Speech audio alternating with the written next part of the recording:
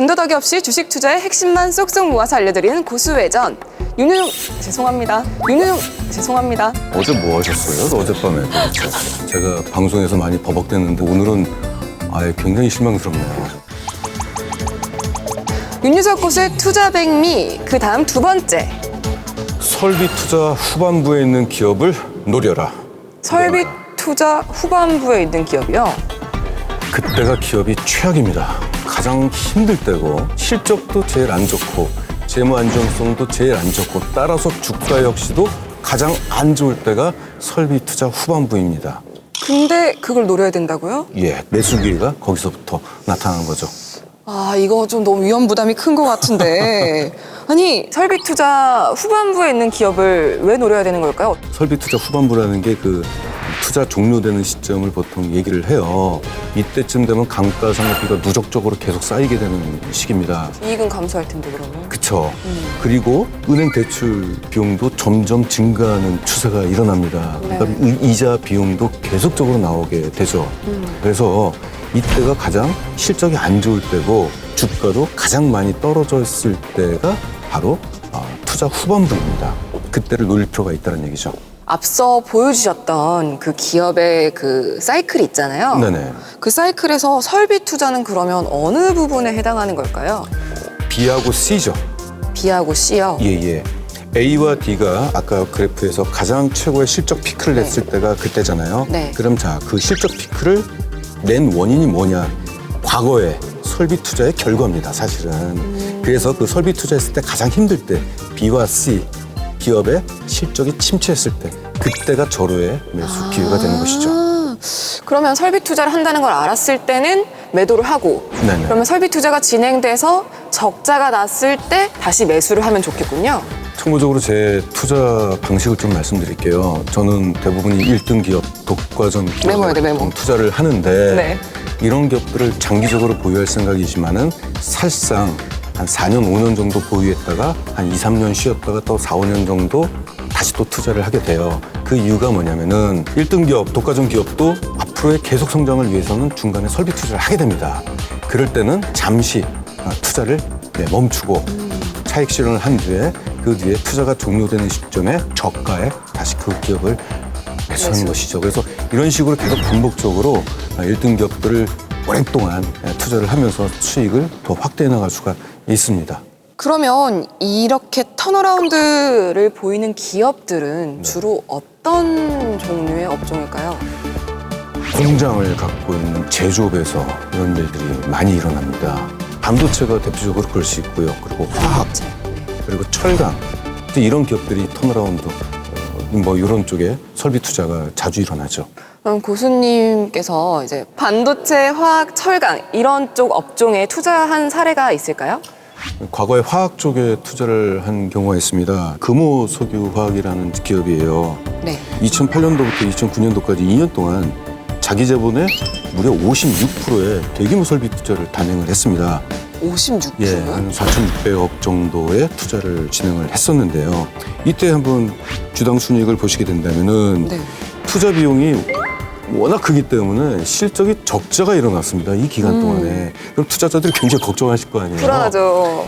이게 절호의 매수 기회죠. 적자까지 났다는 것은 그만큼 주가가 큰 폭으로 떨어질 수 있는 그런 상황이고 향후에 이익이 회수되는 시점이라고 한다면은 드라마틱한 실적 상승이 기대가 될 수 있다는 얘기죠. 자, 차트를 한번 보실까요? 네. 적자를 기록했던 그 시기에 주가는 18,100원 정도 저점을 이뤘습니다. 그 이후에 주가가 무려 1,200%가 상승했죠. 12배 이상 상승을 했습니다.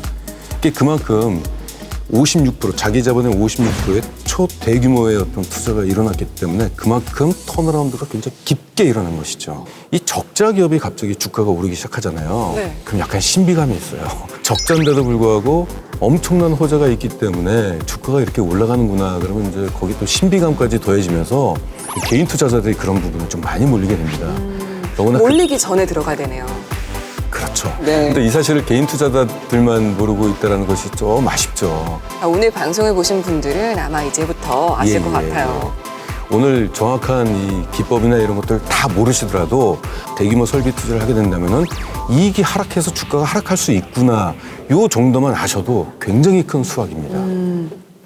네, 그리고 또 다른 거를 예를 들어서 설명해 주실까요? 네, 최근에 종목 에코프로라는 종목이에요. 이건 이제 2차 전지 관련주고 2016년도부터 2차 전지 설비 투자를 크게 확대를 했습니다. 그래서 2016년도부터 투자가 본격화되면서 결국은 큰 폭의 주당 순이익 적자로 이어졌습니다. 자, 그럼 주가를 한번 볼까요? 네.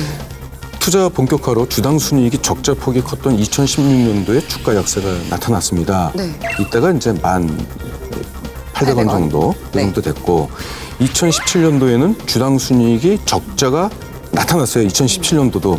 근데 2차 전지의 성장이 앞으로 크게 나타날 것이라는 시장의 기대감이 워낙 큰 나머지 실적이 최악일 때 주가가 오르기 시작했던 것이죠. 심지어 적자임에도 불구하고. 그렇군요. 아니, 그러면 자기 자본금보다 더 큰 설비 투자를 하는 기업, 그리고 최대 적자가 나는 그 시점을 잘 노려야겠네요. 예, 그렇죠. 결론적으로. 예, 예.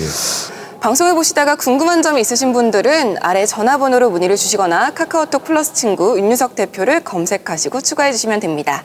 네, 개인 투자자들은 모르는 턴어라운드 투자를 할 때 꼭 알아야 할, 마지막으로 유념해야 할 게 있다고 하는데요. 주가 바닥에서 사기 위해서는 반드시 3회에서 4회 정도의 분할 매수를 하실 것을 권장해 드립니다.